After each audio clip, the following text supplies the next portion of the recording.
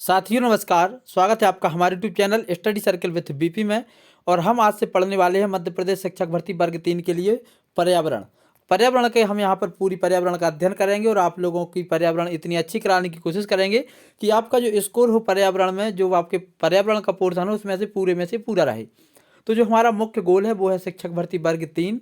बाकी जो ये पर्यावरण के महत्वपूर्ण तथ्य हैं आपको सीटेट के लिए, रीट के लिए, एमपी टेट के लिए, एमपीएसआई और ईआरएमएस की भर्ती होनी है उसके लिए, पटवारी के लिए, एमपी पुलिस के लिए, सभी के लिए काफ़ी महत्वपूर्ण होने वाले हैं। आप कोई भी एग्जाम देते हैं सब में ये चीज़ें आपको हेल्प करेंगी।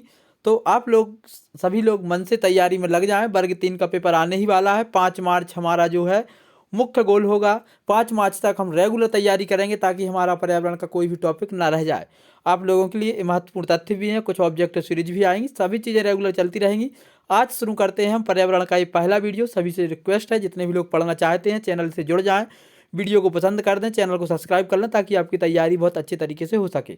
बढ़ते हैं आज की क्लास के पहले तथ्य की तरफ। दोस्तों आज का हमारा जो पहला तथ्य है इसको आप लोगों को क्या करना है, पढ़ना तो है ही, साथ के साथ आपको इसको नोट भी करते जाना है। सबसे पहला है इकोलॉजी शब्द का प्रयोग सर्वप्रथम किसने किया था। दोस्तों काफ़ी महत्वपूर्ण प्रश्न है। इकोलॉजी मतलब होता है पारिस्थितिकी। तो इकोलॉजी शब्द का जो प्रयोग सबसे पहले किया था वो किया था अर्नेस्ट हैकल ने। इस बात को हमें बहुत विशेष तौर पर ध्यान रखना है। हमसे कई बार पूछा जाता है कि इकोलॉजी शब्द का प्रयोग सर्वप्रथम किसने किया था, तो किसने किया था दोस्तों, अर्नेस्ट हैकल ने। दूसरी जो हमारा दूसरा प्रश्न है कि पारिस्थितिकी के जनक की संज्ञा किसे प्रदान की गई है। इसका हमें विशेष ध्यान रखना है कि ये क्वेश्चन हमसे कभी भी गलत ना हो। तो पारिस्थितिकी का जनक भी किसको, अर्नेस्ट हैकल को कहा जाता है। तो इकोलॉजी शब्द का प्रयोग भी अर्नेस्ट हैकल ने सर्वप्रथम किया था और उन्हीं को इनका जनक कहा जाता है। साथ ही तीसरा जो हमारा प्रश्न है कि पारिस्थितिकी के अंतर्गत किसका पारस्परिक अध्ययन किया जाता है। दोस्तों पारस्परिक मतलब होता है म्यूचुअल, मतलब किन किन चीज़ों का पारिस्थितिकी के अंतर्गत या इकोलॉजी के अंतर्गत अध्ययन हम करते हैं। तो इसमें मुख्य तौर पर है हमारा इन्वायरमेंट और जीव समुदाय। जो हमारा वातावरण है और जीव समुदाय है, इन दोनों का मिलकर के अध्ययन जो है पारिस्थितिकी के अंतर्गत किया जाता है। अगला जो हमारा प्रश्न है कि रंध्र का खुलना और बंद होना, मतलब जो छेद होते हैं चाहे वो हमारे शरीर के हों या पेड़ पौधों के हों या पत्तियों के हों, स्पेशली यहाँ पे हमारा जो रेफरेंस होगा वो पेड़ की पत्तियों के होंगे, जहाँ से वो अपनी ऑक्सीजन लेते हैं, ऑक्सीजन छोड़ते हैं और कार्बन डाइऑक्साइड लेते हैं। तो वहाँ पर जो रंध्र के खुलने और बंद होने का जो प्रमुख रूप से निर्भरता होती है उसकी, वो काय पर होती है, प्रकाश पर, सूर्य की लाइट पर या सनलाइट पर। तो ये चारों चीज़ हमें याद हो जाएंगी। इकोलॉजी शब्द का प्रयोग सर्वप्रथम किया अर्नेस्ट हैकल ने, पारिस्थितिकी के जनक की संज्ञा दी गई अर्नेस्ट हैकल को, वातावरण जीव समुदाय का पारस्परिक इसमें अध्ययन किया जाता है और रंध्र खुलने का जो निर्भर होता है वो प्रकाश पर होता है। अब बढ़ते हैं हम अपने अगले तथ्य की तरफ। दोस्तों काफ़ी आसानी से हम पढ़ेंगे, सभी लोग इसको बहुत अच्छे से पढ़ते जाएं। वीडियो पसंद आए तो इसको लाइक कर लें, हमारे चैनल को सब्सक्राइब कर लें ताकि आपकी पूरी तैयारी हो सके और हम वर्ग 3 में बहुत अच्छा स्कोर कर सकें। तीसरा है अल्पदीप्तिकाली पौधे होते हैं। दोस्तों अल्पदीप्तिकाली पौधे जो कहलाते हैं उसमें हमें बताना है कि जिनके लिए थोड़ी सी कम लाइट की आवश्यकता पड़ती है, या तो उनमें से जो प्रमुख रूप पर आते हैं वो आते हैं तंबाकू और सोयाबीन। जो अल्पदीप्तिकालीन पौधे होते हैं वो है तंबाकू और सोयाबीन। इसके बाद छाया प्रिय पौधों को क्या कहते हैं। दोस्तों छाया प्रिय पौधे ऐसे पौधे होते हैं जिनको धूप की कम आवश्यकता होती है, वो छाया में जिंदा रहते हैं, उनको कहते हैं छाया प्रिय पौधे। और इन पौधों को कहते हैं क्या, हेलियोफिलस। जो हेलियोफिलस है इन पौधों को हेलियोफिलस कहा जाता है। 7वें नंबर पर है एंजाइम क्रियाशीलता का सर्वोत्तम ताप है। दोस्तों जो हमारे अंदर एंजाइम होते हैं उनकी क्रियाशीलता का जो सर्वोत्तम ताप होता है कि जहाँ पर वो एंजाइम काम करते हैं उनका है 25 से 35 डिग्री सेल्सियस, मतलब 25 से 35 डिग्री सेल्सियस पर एंजाइम सबसे अधिक क्रियाशील होते हैं। इसके बाद जो हमारा 8वां तथ्य है, किस तापक्रम पर एंजाइम का विकृतीकरण हो जाता है। तो इसका राइट आंसर है 60 से 70 डिग्री सेल्सियस। 60 से जो 70 डिग्री सेल्सियस पर एंजाइम होते हैं तो उनका विकृतीकरण हो जाता है। बढ़ते हैं अगले प्रश्न की तरफ। जो हमारा अगला प्रश्न है, भारत में अल्पाइन वृक्ष किस ऊंचाई पर पाए जाते हैं। तो दोस्तों भारत में जो अल्पाइन वृक्ष हैं वो पाए जाते हैं 3600 से 4000 मीटर की ऊंचाई पर। 10वां है स्थाई बर्फ लाइन की भारत में क्या ऊंचाई है। दोस्तों स्थाई बर्फ लाइन कहलाती है कि जो हमारी, वो दोस्तों आंसर इसका 4000 मीटर, जो हमारा पहाड़ों पर बर्फ जमा हुआ है।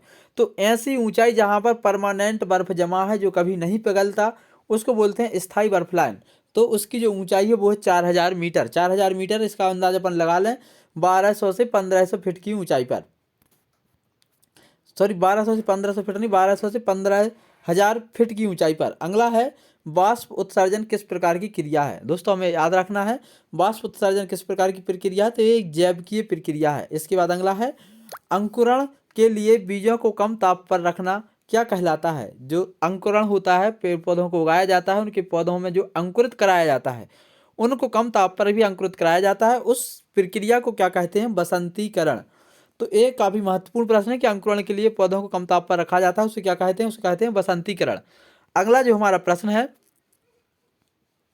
मरुदभेद पौधों को प्रायः पत्तियां किसमें बदल जाती है। दोस्तों मरुदभेद पौधे ऐसे पौधे कहलाते हैं जो अधिकतर रेगिस्तान में पाए जाते हैं और उनकी जो पत्तियां हैं वो काय में बदल जाती हैं, वो कांटों में बदल जाती हैं। जैसे आपने देखा होगा नांगफनी, या फिर ऐसे क्षेत्र जहां पर पानी की मात्रा कम है तो वहां पर जो पौधों की पत्तियां होती हैं वो कांटों में बदल जाती हैं।